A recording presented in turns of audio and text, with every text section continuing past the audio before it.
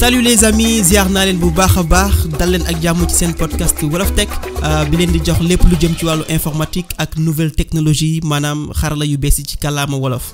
alors tey le dimanche 30 mai 2021 ñu fas yéene def nag tey benn épisode bu spécial maanaam clôturer saison 5 bi jot nañu def déjà 9 épisodes waxtaan nañu ci wàllum big data wàllum données personnelles l'intelligence artificielle l'internet des objets ak la robotique. alors tey nag dañuy tënk loolu yépp waxtaan ci njëriñu génie logiciel maanaam xam-xam bi nga xamante ni mooy toppatoo lépp lu jëm ci wàllum defar ay logiciel ñi nga xamante ni aussi ñooy liggéey ci domaine bi naka la ñu war a taxawee di gëstu di yeesal seen xam-xam pour que ñu gën a mën a efficace parce que nag évolution xarala yu bees yi dafa gaaw trop.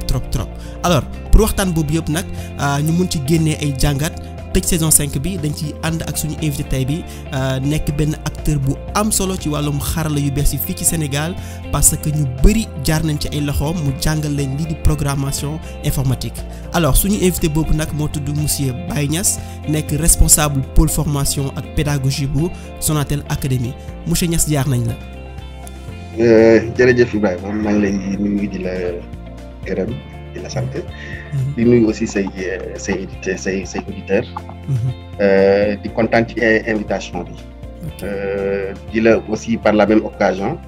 féliciter ci initiative bi parce que nii rek la il faut genre il faut que nit ñi di génnee lu bees. yow da ngaa génnee loo xam ne vraiment lu bees la jëloo ñi nga xam ne rek français lañ tàng.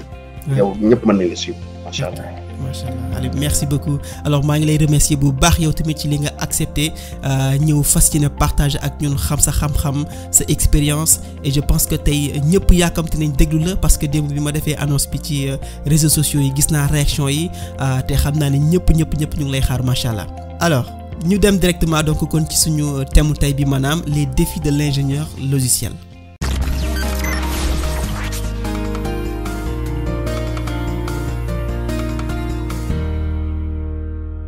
alors comme ni ma ko waxee sànq ci commencement bi jot nañu def ay épisodes yu bëri ci saison bi waxtaan nañu ci wàllum big data maanaam données yu bëri ba jéggi dayo données yooyu aussi nga xamante ni mooy big data am na fu ñu jógee donc am nañu ko moom ci noonu aussi waxtaan nañ ci li ñuy wax données personnelles maanaam naka la ñuy def ba aar bépp information boo xamante ni dafa bokk ci suñu vie privée données yooyu aussi dañ koy utiliser pour gën a comprendre ni doomu aadama di dundee ni alam bi ak lépp li ko wër ni muy doxee dem nañ sax ba créer ay systèmes yoo xamante ni dañuy mën a toppandoo nit ci xalaatam ak ci ay définam maanaam intelligence artificielle la robotique ak même l'internet des objets. alors monsieur Niass constat bi nga xamante ni ñun def nañ ko mooy ci domaine yooyu yëpp ñu wax noonu ci domaine yooyu yëpp foofa dem rek. da nga fay fekk njëriñu am xam-xam ci wàllum génie logiciel dalee ko ci algorithme jaar ci développement bi ba ci intégration bi ak déploiement bi alors naka nga ñu mën a expliquer déjà lan mooy génie logiciel ak impact bi nga xamante ni am na ko ci technologie yu bees yi nga xamante ni chaque jour dañ koy gis ci jamono jii nii. jërëjëf Ibrahima donc bu ñu waxee génie logiciel en fait dafay dajale lu bëree bëri. ok c'est-à-dire du loo xam ne dañ koy mën a laal ne benn matière la wala lii en fait yu bëri lañ dajale moom moo lay jox nit ñi tuddee génie logiciel en fait benn mën nañu wax ne science la boo xam ne dafay xool maanaam jëfandikukaay yi ñuy utiliser pour liggéey ak jëfin yu baax yi nga xam ne en fait ingénieurs yi nga xam ne yàgg nañu liggéey ci monde logiciel bi en fait seen pratique yooyu noonu moom la ñu xool rek regrouper leen avec un enchaînement bien logique nga xam ne dafay nekk benn parcours boo xam ne dafay doon cat ba cat ak étape yu bëri nekk ci biir. étape bu nekk am loo ci war a def donc du comme ni ma la ko waxee du doon benn définition boo xam ne assez simpliste ngay joxe rek. si mais dafay doon ay étapes yu bëri ay procédures yoo xam ne dañ ko systématiser. yoo xam ne daf ñuy permettre ñu mën a egg ci produire des logiciels yoo xam ne taille bi dafay am solo. ok ba pare te dafay nekk en phase ak li nga xam ne moom la client bi bëgg logiciel bi en fait mu nekk en phase. ok parce que faut pas oublier que d'abord pourquoi génie logiciel, parce que avant ce qui existait mooy defar ay logiciel sans am benn procédure buñ daan jaar et la plupart du temps logiciel yi da daan am problème du yegg wala bu yeggee tamit du doon nekk en phase ak li nga xam ne moom la client bi soxla. Donc vu tous ces problèmes, des gens se sont posés et ont essayé de voir en fait comment systématiser en fait tout le process de développement de logiciel du début jusqu'à la fin pour arriver am benn logiciel boo xam ne dina nekk en phase avec li client bi bëgg, dina nekk aussi loo xam ne dañ koy am ci délai bi nga xam ne moom la client bi soxla au lieu que mu tirer en longueur. Dana nekk tamit loo xam ne du ñu dépasser coût yi parce que l'argent aussi c'est important dans le processus parce que plus en fait phase bi di gën a durer plus coût yi dafay yokk. Donc en fait bu ñu wax mu ne wax le génie logiciel c'est pratiquement loolu la. benn parcours la boo xam ne dafay définir en fait dont la finalité c'est d'avoir un logiciel vraiment de qualité. Voilà, si je peux me résumer ainsi comme ça. Ok. Donc, toujours dans ce process, il y a ce qu'on appelle le domaine de connaissance. Bon, on va couvrir ce qu'on appelle le cycle de vie d'un logiciel. Cycle de vie, moi, phase qui est depuis que besoin du logiciel bi di en quelque sorte jusqu'à la mort du logiciel. Ok.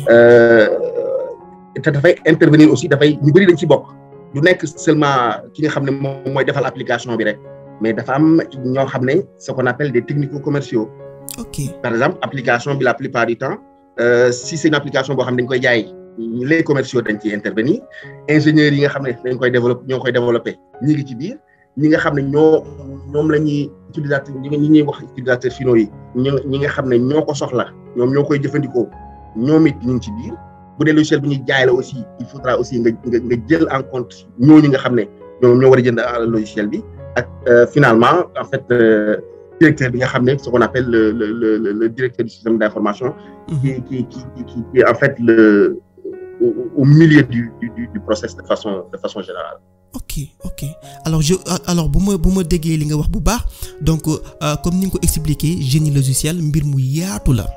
dafa boolante déjà ay spécialités yu bari développeurs yi intégrateurs yi xam naa designers yi architectes yi ingénieurs système yi ak technico-commercial yi nga wax ak yooyu yëpp donc tey jii am na ay jumtukaay yu bees yoo xamante ni dafay participer ci façon liggéeyin bi lu ci mel ni ay DevOps wala ay DevSecOps l'automatisation maanaam fexe ba liggéey bu bari ñu mun ci noppal nit ki te ay machine di ko def.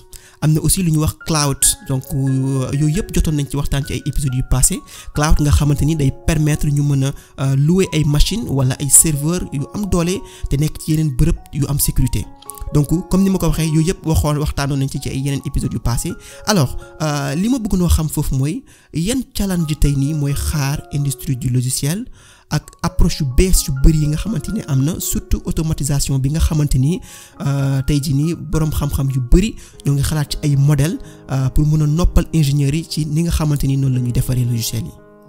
dëgg la jërëjëf merci Ibrahima. Aujourd'hui le développement logiciel dafa changer parce que en fait il y avait deux équipes comme ni nga ko waxee il y avait les développeurs qui étaient là de ce côté. nga xam ne ñoom seen souci mooy rek produire application bi produire fonctionnalité yi li leen jox après le reste maintenant c'est à l'autre équipe de se débrouiller pour que l'infrastructure soit stable. Okay. Et à un moment donné en fait challenge yi dafa changer parce que à un moment donné les applications sont devenues encore beaucoup plus grandes. Ok. Application beaucoup plus grande application yi dañoo gën a complexe. Application yi ça change fréquemment. Donc et puis il y a l'éternel débat entre développeurs yi ak DevOps. Ok si. ak les équipes qui sont dans l'opération. En fait le problème qui se pose c'est que des fois yow développeur bi da ngay def ba pare li nga def tu trouves que c'est bon mais arrivé chez la partie opération et là ça pose problème et là maintenant ça devient une bataille boo xam ne on se tire des pierres. C'est de ce côté-là, c'est de ce côté-là. Et donc ça a été en fait yàgg na quoi doon problème boo xam ne c'était difficile de le régler. Okay. Mais actuellement la tendance maintenant c'est d'avoir dans une même équipe tout le monde, c'est-à-dire les développeurs et l'opérationnel. Donc c'est ça qui a donné l'avènement du DevOps. C'est-à-dire chacun n'est plus de son côté en train de travailler, il travaille en étroite collaboration. Donc l'objectif ici, c'est de promouvoir l'autonomie. En fait, avoir un processus boo xam ne dafay automatiser de bout en bout. Moi, le développeur, dès que je termine ma fonctionnalité, cette fonctionnalité puisse être intégrée suivant benn chaîne boo xam ne dañ ko définir jusqu'à la production finale. Ce qui fait que d'autres amati ay problème naan kii ça c'est de mon côté ou bien ça c'est de l'autre côté. Ce qui fait que dès le départ dañuy jël en charge environnement bi nga xam ne l'application bi fa la war a tourner. Et c'est ça qu'on ne faisait pas dès le départ. Oui, mais avec la partie DevOps, il y a une partie automatisation, il y a une partie suivi qui nous permet de faire le monitoring. Ba nga xam ne étape logiciel yi toutes les étapes nga xam ne dinañ ko mën a monitorer. Def la partie intégration, mettre en place des tests, defar livraison yi, déploiement, maintenance des infrastructures, jusqu'à ce que en fait ça devient une chaîne vraiment automatisée. Et chacun maintenant de son côté fait son boulot. Les développeurs sont là pour produire un logiciel de qualité. La partie opération est là pour mettre à disposition ce logiciel de qualité via une infrastructure qui est bien gérée quoi. Ok. Si je peux m'exprimer comme ça. Alors te gis naa ne sax déjà am na lu ñuy wax aussi wax nga ko sax DevOps mais am na aussi DevSecOps, c'est-à-dire ci biir chaîne boobu noonu ñu fexe ba intégrer walla ci sécurité parce que comme ni ñu koy waxee bu njëkk développeurs yi dañ naan développer duñu xalaat sécurité léegi nag est-ce war nañoo mën a xalaataale sécurité au début même bu ñuy commencer projet bi intégrer ko ci biir. te aussi am na aussi je pense ay xalaat sax yu am yoo xamante ni ñu ngi wax ne sax mën nañ dem ba automatisation bi yegg foo xamante ni développeur bi li muy liggéey dina wàññeeku trop parce que automatisation bi comme ni nga ko waxee dina la permettre tey test yi nga def xool ndax logiciel bi baax na wala baaxul su fekkee baaxul ñu xool am na nuñ ko war a mën a defaree automatiquement indi ay propositions pour que mu mën a régler problème bi directement loolu xam naa ne am na yeneen technologie yu bees yoo xamante ni dinañ ci wax ci kanam tuuti moom je pense que war na mën a régler aussi problème yooyu noonu quoi. Oui, comme ni nga ko waxee DevSecOps c'est un nouveau concept aussi. Avec les choses ça évolue constamment. Il y avait DevOps, maintenant on parle de DevSecOps parce que comme tu l'as si bien dit, développeurs yi en fait la sécurité était toujours reléguée au dernier plan. Ouais. C'est-à-dire je développe ba pare léegi laay yàgg après ci laay peut-être retourner xool comment faire la sécurité et sécurité bi dafay doon du doon seulement côté applicatif mais day doon aussi côté infrastructure côté équipement. Donc raison pour laquelle Ops day am sécurité boo xam ne dafay dépendre ci ñoom Dev day am sécurité boo xam ne dafay dépendre ci ñoom. Donc il faudrait les prendre en compte depuis le départ du projet et faire cette planification de sécurité là pour ne pas le laisser derrière et revenir dessus pour plus tard avoir des problèmes. Voilà. Ok. Alors je sais que ne ci biir technique bi sax war nañ ci mën a waxtaan affaire yu mais am na aussi cloud aussi parce que cloud bi dina la permettre aussi tey man su fekkee ne awma benn infrastructure boo xamante ni bu am doole la parce que mënuma garder ay serveur ci sama kër pour liggéey ci ak demee noonu war naa mën a am benn architecture boo xamante ni mu ngi nekk sur le cloud maanaam nga xamante ni damay mën a louer ay serveur def ci samay données di ci liggéey mu am doole am sécurité fu mu nekk et je pense que loolu aussi dimbali na développeurs yi bu baax ci industrie logicielle bi. Oui. Si on parle de cloud. Cloud en fait il y a 3 catégories yoo xam ne on les a spécifiées. J'utilise le cloud pourquoi? Par exemple, si je veux gérer simplement utiliser des logiciels ERP qui sont en ligne, ou bien, c'est-à-dire le système est déjà disponible. Moi, je ne fais que l'utiliser dans le cadre de mon travail. Là, on parle de SaaS, Software as Service. Donc, ça, c'est des trucs qui existent comme les Google Apps ou bien les Office 365. Déjà, ça, c'est intégré dans notre vie. Nous tous, on utilise ces outils. À côté aussi, il y a ce qu'on appelle infrastructure as a service. les entreprises dañoo am en fait dañ leen mettre à leur disposition en fait des outils informatiques qui sont en ligne pour me permettre de stocker les données. Par exemple, moi, je peux avoir une entreprise, am samay besoins. Au lieu que, par exemple, je may jël samay documents ou bien samay éléments, mes outils, mes éléments de travail. Ok. Ma di ko denc samay machine, j'ai la possibilité de mettre ça sur le cloud. Il y a des serveurs qui sont faits pour ça. À travers nga xam ne dootuma fi nekk. En fait, c'est un système boo xam ne man maa koy gérer. Man maa koy je peux l'allumer, je peux l'éteindre. C'est comme machine boo xam ne mi ngi sama kër.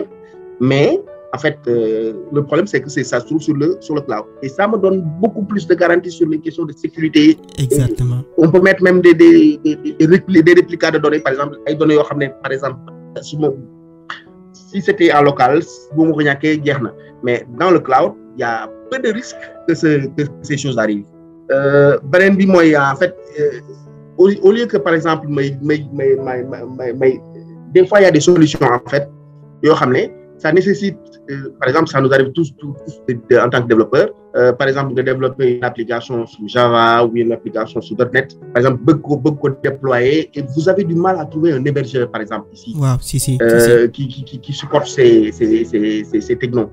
Vous avez la possibilité à travers le PaaS d'avoir en fait une infrastructure qui est en ligne dans laquelle tu as la possibilité de déployer tes apps pourvu en fait seulement que les technos que vous mettez en place soient supportés et que vous avez la possibilité de configurer de début de bout en bout. Donc aujourd'hui le cloud a chamboulé en fait nos habitudes. Ouais, ça c'est sûr. A chamboulé complètement nos habitudes.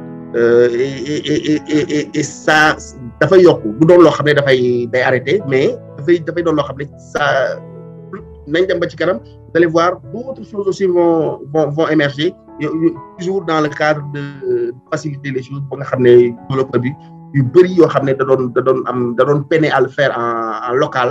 Pour le faire facilement via le cloud.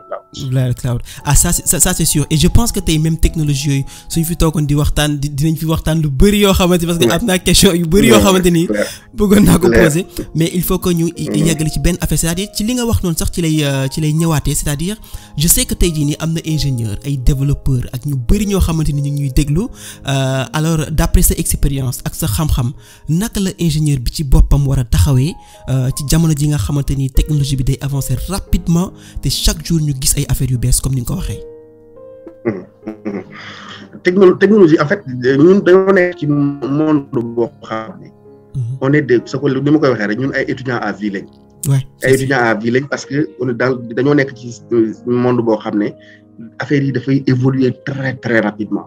très très rapidement boo suivre évolution bi rek tu risques d'être un peu dépassé. Par exemple aujourd'hui man nañu wax benn techno X de même techno là va évoluer. Il y a des choses qui étaient dedans qui deviennent obsolètes. Il y a d'autres choses qu'on va ajouter à l'intérieur. Donc yow da ngay obligé nekk constamment en veille. Mais heureusement il y a des sites de veille qui existent. Il faudrait simplement s'abonner sur ces sites de veille. C'est-à-dire il y a des sites de veille qui sont dédiés à la technologie, des sites de veille qui sont dédiés à l'art. C'est-à-dire quel que soit le domaine, en fait, il y a des sites de veille qui sont faits. Yow li ngay def rek mooy jéem a suivre évolution boobu noonu, ne pas être dans ton coin en se disant que je suis toujours en phase parce que des choses affaires yi mën na changer sans que nga yëg ko. Mais le fait d'être sur ces sites de veille là te permettre d'être constamment à jour sur les évolutions. Si je peux me permettre de revenir un peu en arrière sur la partie DevOps et développeur et développeur, en fait, c'est deux métiers différents. Des fois, il peut y avoir de l'amalgame. En fait, l'un est un développeur, l'autre c'est un administrateur système plus. Mais moi, je me dis que le développeur, il a la possibilité de se reconvertir à un moment donné en DevOps. Ça, c'est sûr. En DevOps. Parce qu'il aura vraiment tout ce qu'il faut pour être un excellent DevOps. C'est difficile d'être un bon DevOps si on ne s'y connaît pas trop en développement. Mais l'idéal, c'est d'être un développeur chevronné, c'est-à-dire qui a galéré galéré nga ci développement bi ba à un moment donné. tu te retires ñëw dans la partie DevOps et tu vas faire un excellent DevOps. Ouais, si ça loolu précision bu baax la et je pense que dina dimbali nit ñi bu baax alors je pense que loolu aussi am na solo trop te képp koo xamante ni je pense que mu ngi nekk tey ci communauté bi war na ci bàyyi xel di yeesal xam-xamam à chaque fois comme ni ma koy waxee livre yaa ngi fi internet baa ngi fi expert yaa ngi fi aussi jege ñi trop donc ñun rek ñoo ci def je pense ak sunu ay itte alors monsieur Niass suñu waxee aussi xarala yu bees yi ni muy avancé dañuy wax aussi données yu bari yi nga xamante ni mu ngi ànd ak moom maanaam les big data suñu waxee aussi big data yi aussi xel yi dem ci intelligence artificielle ak yeneen alors déjà naka nga gisee big data yi ak intelligence artificielle bi mais aussi naka lañ ko mën a jëfandikoo ñun fii ci Sénégal wala ci Afrique pour mën a régler sunu ay problèmes. Donc big data en fait il faudrait aussi que ñu def un peu la part des choses. Ok. C'est-à-dire c'est des concepts qui sont sortis. Nous tous on est dans le mouvement. Big data en fait c'est lorsque par exemple les données sont assez volumineuses ba nga xam ne dépassé na le cadre de nos SGBD classiques nga xam ne données yi mënatuñ ko stocker foofu et puis le problème non seulement la masse des données est élevée mais les données ne sont pas structurées. Ok. Parce que ça aussi c'est important. Ok.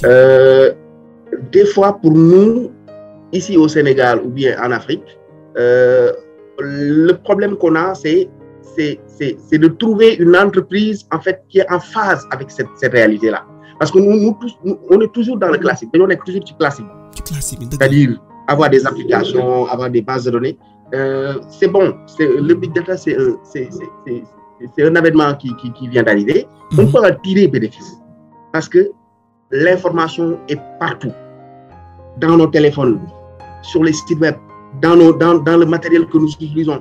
Maintenant, il va falloir se poser et essayer de voir qu'est-ce que nous Africains, qu'est-ce que nous Sénégalais. ñun lan lañ ci mën a tirer loo xam ne dafay doon utile ça ne sert à rien de dire big data par exemple IA dem defar ay applications yoo xam ne par exemple ça du am plus-value du am par exemple dem lire ay images wax ne lii nga wax ne non loolu amul njëriñ. je pense si te sax am na ñu koy def sax déjà ba pare. voilà c'est ça. loolu dafay montrer rek on a la capacité de faire. Ouais. Maintenant si on doit faire dañoo war a def loo xam ne dafay am njëriñ pour nit ñi. Si. Et loolu ça par exemple man par exemple wala yow wala keneen koo xam ne amoo benn doole bi amoo yenn moyens yi pour nga def leen ni c'est un peu difficile. Raison pour laquelle je pense que ñun si on veut bénéficier de cet événement-là il faudra que nos autorités et nos entreprises en fait dugg ci scène de jeu bi. Ok. C'est-à-dire mettre les moyens pour que en fait on puisse capitaliser sur ces nouveaux secteurs big data et IA nga xam ne dinañu am loo xam ne dinañ ko produire pour nos entreprises produire ko pour nos populations et nga xam ne daf ñuy amal njëriñ mais pas seulement l'étudiant qui est à l'université ou bien qui est dans une école de formation professionnelle se débrouille lui-même pour trouver un logiciel pour trouver un matériel faire des tests des simulations wax ne dox na moi je le vois pas comme ça moi je le verrais ci beneen niveau boo xam ne l'État serait impliqué les entreprises seraient impliquées ñu mettre les moyens jël des personnes qui sont assez qualifiées nga xam ne am nañu compétences techniques yi ba pare regrouper leen ba pare en fait diriger leen ak ay objectifs yu spécifiques pour que ñu mën a am dara. Moi en tout cas personnellement c'est comme ça que je le vois.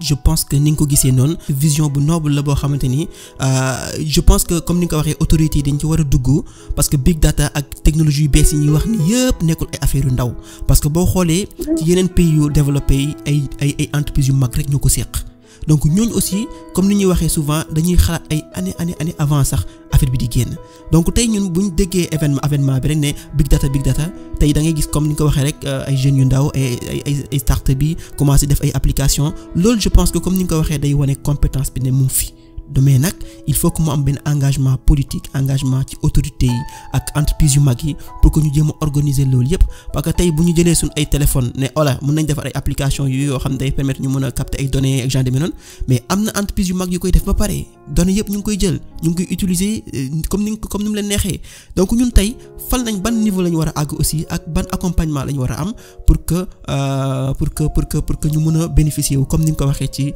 big data yooyu noonu ak intelligence artificielle yi alors loolu sax moom may yóbbu ci beneen question bi parce que gis nañu ne am na benn différence bu mag wala benn wuute bu am ci développement xarala yu bees yi entre bitim réew ak sunu réew yi nekk biir Afrique alors donc ñun naka la ñu war a tàggatee suñu jeunesse bi wala yan xeetu formation la ñu war a proposer fii ci Sénégal ngir mën a préparer jeunesse bi pour ëllëg.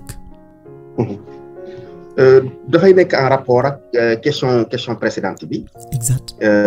parce que comme ni ñu ko waxee rek le Sénégal bien l'Afrique regorge de talents ay talents yu extraordinaires yoo fi nekk. des gens qui sont capables mais tout le problème c'est de l'organisation. Man je me suis rendu compte que par exemple nos étudiants on les sous-estime xam nga lu tax on les sous-estime. des fois da nga leen di jox loo xam ne. Ils le font mais je vous assure loo leen mën di jox quel que soit le niveau de difficulté si les moyens sont là ils y arrivent. Machallah, si. Donc ça veut dire que nos gouvernants xam nga lu ñu war a def il faut qu'on revoie un peu le processus de formation c'est-à-dire la formation classique baax na mais il y a d'autres moyens de former qui soient beaucoup plus pratiques nga xam ne dafay gën a adapté ak la réalité. Par exemple dans une école si par exemple moi je suis un prof de Java, quelqu'un est un prof d'IoT, quelqu'un est un prof de par exemple de d'IA, chacun fait son cours dafay def couram de son côté alors qu'il est possible que ñu cours yooyu yëpp on les fédère pour arriver à un projet concret boo xam ne en fait compétence yu bari dina ci nekk te doon doy loo xam ne dafay baax ci étudiant bi et même le formateur bi nga xam ne moom Java la xam il pourra découvrir autre chose dans le projet. Donc je pense que si on part sur un nouveau modèle de formation qui est beaucoup plus on le fait actuellement parce qu'on va vers une formation axée sur les compétences. Mais encore une fois il faudrait que nos universités et nos écoles de formation professionnelle essaient de revoir un peu le modèle de formation pour arriver à des formations qui sont beaucoup plus pratiques. Bien entendu, cela ne veut pas dire que la recherche doit être abandonnée, loin de là, et je vais revenir un peu sur la recherche plus tard. Mais quand même, dans le cadre de la formation professionnelle, il faut que ça soit en phase vraiment avec ce qui se passe au niveau de l'entreprise, avec sur le terrain. Et sur le terrain, les écoles, si on les laisse de leur côté faire les choses, nous koy défé comme niñ ko bëggé, je pense que loolu du règle le problème. Il faudrait que tout soit défini au niveau supérieur. En fait, que les universités nous définir des règles yoo xam ne ñoom c'est-à-dire ñoom ñëpp dañ ciy dox de façon standard. Aujourd'hui tey jii comme je dis les pays européens yi wala américains yi bu ñu yeggee fenn fii c'est parce que en fait ils sont partis sur des modèles qui sont standardisés. Ok. Chacun n'est pas dans son côté rek di def comme il veut. Tant que ñu ngi ci modèle boobu ce sera difficile d'avoir quelque chose de payant. Encore une fois la formation ici au Sénégal am nañ ay jeunes yoo xam ne ils sont pétris de talent. Mais il suffit simplement de l'organiser et que par exemple ñu am benn heure boo xam ne on regarde un objectif boo xam ne on y va dinañ ci gis suñu sali ñun en tant qu'Africain.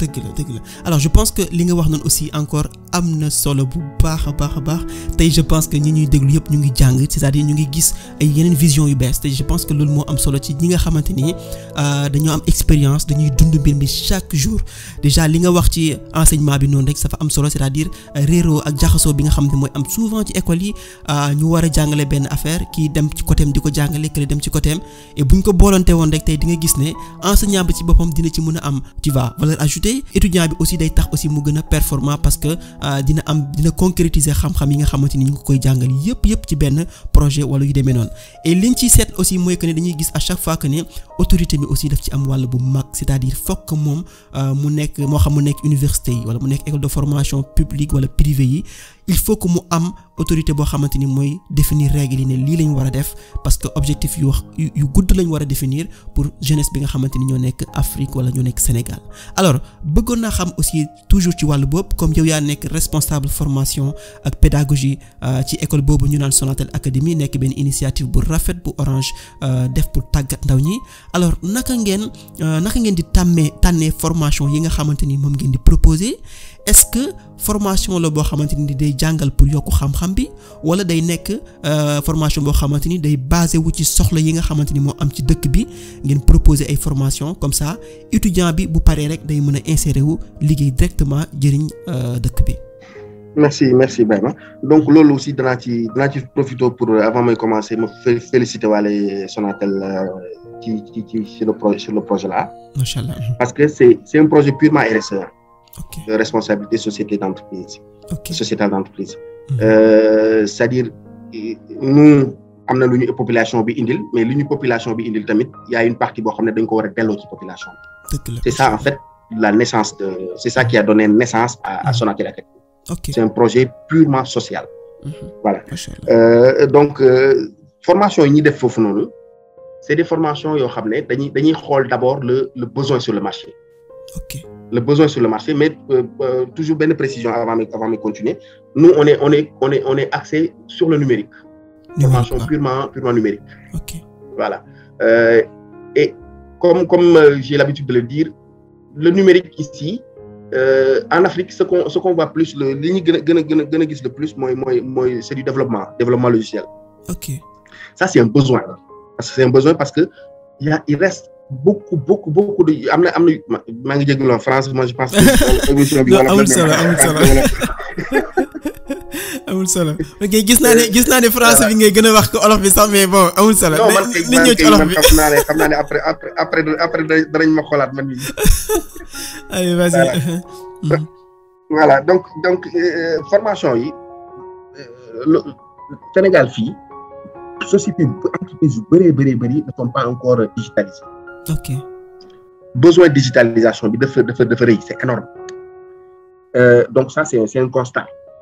Donc on a besoin comme ni ma la ko waxee tantôt entreprise yi qu'on ñu jàll ci digitalisation. En fait, au lieu de faire toujours les choses ni ñu ko daan defee classiquement, on passe purement sur le digital.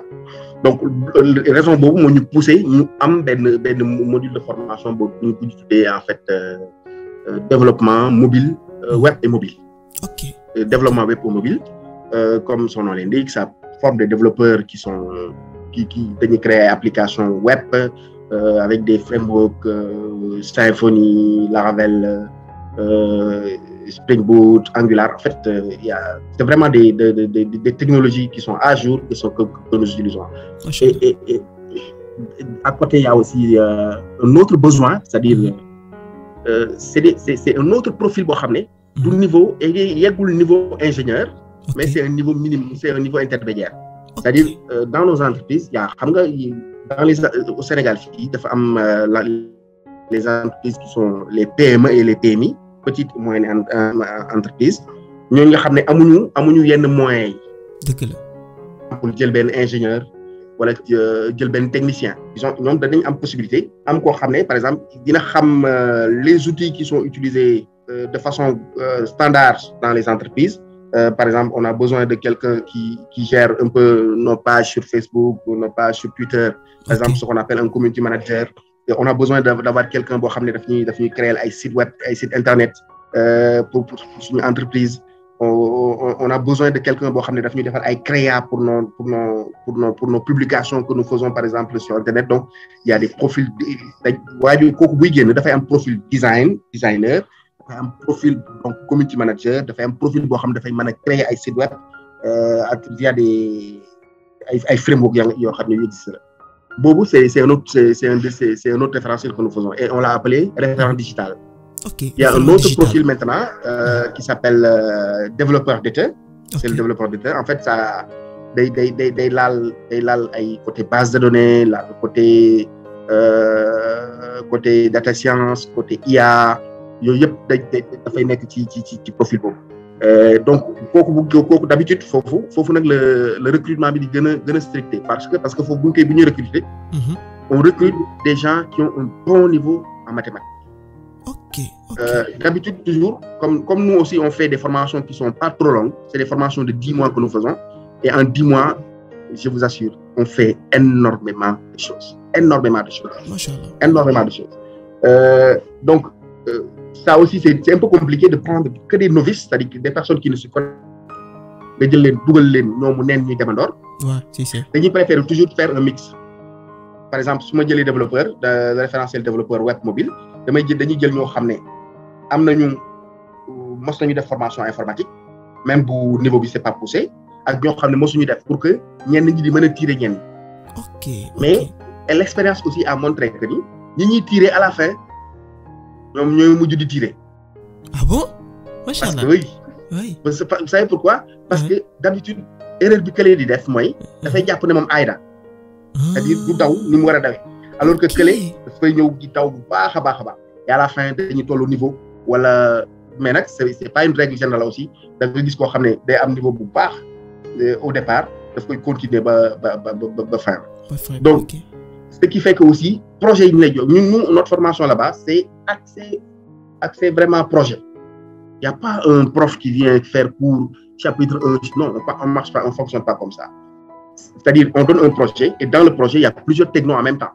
Sur ces technos-là on fait des recherches, on fait des exposés et juste après les exposés on donne un projet avec un délai de livraison en mettant en place un dispositif bu nga xam ne bu ñu demee sur place sur le terrain moom la ñu koy fekk en utilisant des méthodes agiles en ayant par exemple méthode agile yooyu noonu c'est-à-dire tout le process de méthode agile bi ñuy def en entreprise les revues quotidiennes les mails quotidiennes en fait livrer les def c'est-à-dire à date on livre le sprint bi baaxul on fait encore une autre réitération toujours pour itérer ce qui fait que ñoom bu ñu génnee rek dañuy dem rek dañuy intégrer direct dañuy déjà dañuy miin environnement bi ba pare quoi. Voilà. Ok. Alors je pense que franchement liggéey bi ngeen di liggéey foofu am na solo trop parce que déjà man gis naa ñu bari ñu fa génnee ñoo xamante ni ay jeunes lañ te li may gën a impressionné mooy yàgguñ fa mais pourtant bi ñuy génnee compétence yi ñu am dafa bari trop déjà loolu moom ma njëkkoon impressionné parce que dafa nekk compétence yoo xamante ni des fois di nga gis ku def ay année pour mun koo jàng mais après je me suis rendu compte que ne ñii formation bi ñu leen defal foofu dëgër na trop parce que en un temps record ñu ngi arrivé mun a am ay xam-xam yu bari et je pense que modèle la boo xamante ni boo leen ko expérimenté ngeen ko yéen a ngi ciy tirer ay expérience yu ay affaires yu bari yoo xamante ni mën na aider gouvernement Sénégal mën na aider yeneen gouvernement yi je pense pour que ñu mun ci copier pour mën a changer comme ni nga ko waxee sànq ni stratégie bi nga xamante ni noonu la ñu former suñu jeunesse bi fii ci Sénégal alors ci noonu aussi ci lay demaate ci beneen question bi nga xamante ni dafa am solo trop sax mooy nan nga jàngatee nan nga xalaatee recherche scientifique fii ci Sénégal maanaam gëstu bi nit ñi di def ci wàllum xarala yu bees yi fii ci Sénégal c'est-à-dire buñ ne gëstu nag moom peut-être mën na wute ak ñëw toog di développer ak yu demee mais booy def gëstu di nga trouver affaire yu bari te mën nga bañ a nekk sax développeur mais ngay xalaat def recherche ci wàllum scientifique parce que man il y a quelques années de cela daaw jéeg dem naa Lyon découvrir naa ay quelques mondes de la recherche ni muy doxee et j'avoue que ci laa amee amouru recherche ba léegi et je pense que sax yaakaar naa bu ñu ci yàlla dimbali yaakaar naa bëgg naa def doctorat. Ouais. Alors naka nga gisee monde recherche bi fii ci Sénégal. waaw des chercheurs y en a ici au Sénégal. Ok. Boo demee dans nos universités. Tu en trouves. Donc, il y a toutes nos universités, ils ont un département de recherche. Okay. Et il y a certaines entreprises qui sont obligées de l'avoir. Par exemple, les entreprises de cimenterie, parce que la recherche aussi, dafay doon loo xam ne recherche boo xam ne si c'est bu dee dafa nekk côté entreprise dafay doon recherche yoo xam ne c'est en phase avec yow li ngay liggéey. Exactement loolu dëgg la. mais je pense que est-ce que ñiy def recherche dans nos universités est-ce qu'ils sont dans les bonnes conditions moi c'est ça la question que je me pose. Okay. Moi je me dis que tu vois les gis nga États-Unis bi ñu génnee ci guerre bi. Ils ont aménagé benn espace. Benn espace lañu aménagé. Ils ont fait un bench xool dans le pays maanaam ñi nga xam ne ay borom xam-xam yu wóor yu wér lañ ñu jël leen yóbbu leen foofu. ok ñu mettre leen à l'abri du besoin nga xam ne dootuñu fi soxla lenn tout leur objectif mooy sortil ay solution loolu moo leen may li ñu am tey mais ñun mënuñu bëgg li ba pare on ne met pas les moyens nos chercheurs là borom xam-xam yu mag lañ au Sénégal. Mais il faudrait qu'ils soient encadrés, mettre leen dans de bonnes conditions. Si vous les mettez dans de bonnes conditions, je vous assure ay solutions yu baax ñooy génn yu wóor ñooy génn voilà donc man c'est je me dis que on ne manque pas de borom xam-xam ñàkkuñu ko mais est-ce que en fait on est dans ñu ngi ci conditions yoo xam ne daf leen permettre ñu génne ay solutions. Mais je pense que avenir u Afrique foofu la. Trouver les bonnes personnes, les mettre dans les bonnes conditions, nous donner des solutions et des solutions, je vous assure, on peut en gagner si on y met les moyens.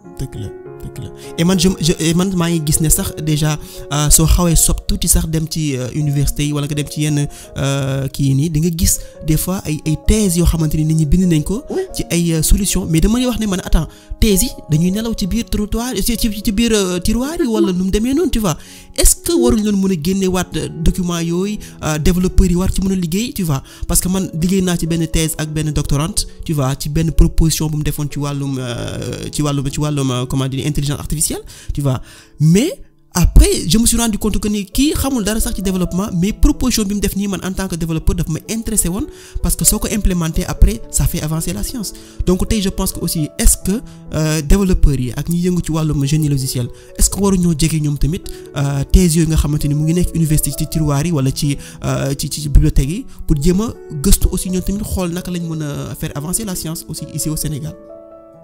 Effectivement mooy li ma la wax les solutions sont là.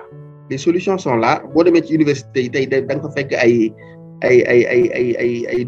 rapports yoo xam ne da nga naan non lii defee wuñ ko fi mais c'est rangé dans les tiroirs on les utilise pas comme li ma la wax rek on ne manque pas de ressources ici ressources moom du lu ñàkk c'est un problème d'organisation de planification et de mise en œuvre mais pas de problème de personne. Macha Allah ok alors je pense que nag presque léegi tey ñu agsi ci presque ci jeexitalu épisode bi yan conseil nga mën a jox bépp sénégalais boo xamante ni mu ngi ñuy déglu tey jii nii bépp jeune sénégalais. conseil bi may joxe rek mooy kenn ku nekk rek na ci li mu nekk na fexe ba nga xam ne bu ñuy tudd les meilleurs ñu boole ko ci biir. ok. Ça peut être n'importe quoi. C'est-à-dire li ngay def gëm ko jox ko axam def ci li ñu war a def lépp te bañ a toog di xaar. dëgg la. yaa nit ki ci lu mu mën di nekk rek quel que soit domaine bi nga nekk. tu as la possibilité d'entreprendre même si c'est à petite échelle ba affaire yi ñëwee mais quand même si on a un minimum de connaissances mën nañ ko exploiter et par rapport maintenant aux jeunes yi nga xam ne ils sont dañuy aspirer à la formation de se former dans les nouveaux métiers yi nga xam ne par exemple yi nga xam ne day am plus-value ci ñoom. Au lieu que mu doon des métiers yoo xam ne da ngay pare après tu as du mal à trouver quelque chose. Je pense qu'il y a des secteurs yoo xam ne on peut les identifier ici. C'est des secteurs qui sont yu am avenir la. Et on a besoin de ressources. Il suffit simplement boo ci nekkee nag nga investir def le nécessaire pour y arriver. Et je pense que si on le fait, on peut s'en sortir. Macha Allah franchement monsieur Niass maa ngi lay remercier bu baax a baax ci li nga accepté ñëw ci invitation bi partager ak ñun sa xam-xam sa expérience nekkoon nga sama professeur en programmation donc su ma nee am nga ku am pédagogie nga rek c'est-à-dire xam naa li may wax bu baax a baax parce que da ngay transmettre étudiant bi amour bi nga xamante ni moom nga am ci lépp lu jëm ci wàllu programmation ak wàllum informatique d'une manière générale alors lan moo nekk sa mot de la fin. Mot de la fin mooy jaajëfal la nga di la remercier ci opportunité bi ma jox ni ma ñëw partager ak yow ak say auditeurs di remercier aussi ñi ñu doon déglu ñëpp di jégalu it bu ma fi waxee loo xam ne peut-être erreur la boo xam ne sama erreur la maa ngi jégalu directeur bi ñëpp di wax bonne continuation ci projet bi yàlla defal la ci succès ba defal la ci loo xam ne dana romb sa njort. merci beaucoup encore une fois monsieur Niass tey nag moo nekkoon épisode 10 ñu doon tëj aussi saison 5 bi ñoo ngi remercier ñëpp ñi nga xamante ni jot nañu jaar ci saison bi nii ku ci mel ni monsieur Mbaye Babacar Gueye Siraju Ba Pape Sega Wade Thierno Ibrahima Diop Mouhamadou Lamine Kébé Mamadou Diallo Kéba Gueye Mourtala Mbegere monsieur Moustapha Der nga xamante ni moom aussi bokkoon na ci sama ay professeur ak monsieur Baye Niass bi nga xamante ni moom lañ dalaloon tey fii nii ñu àndandoo ak moom tëj saison bi encore une fois merci monsieur ci li nga accepté ñëw ci invitation bi merci aussi à tous les auditeurs ñoo ngi leen di jox encore rendez-vous mercredi prochain ci beneen épisode bu bees samedi aussi ñu commencé beneen saison bu bees incha allah ak yeneen thèmes yu am solo d'ici là partagez leen bu baax au maximum épisode bi parce que liñ ci génnee ci ay njàngat bëri na trop et je pense que ñëpp dinañ bolantoo encore une fois remercier monsieur Niass ci intervention bi nga xamante ni def na ko tey jii nii ci podcast Wolof Tech bi alors ñu ngi leen di jox dig daje ci beneen semaine incha allah merci beaucoup et ciao.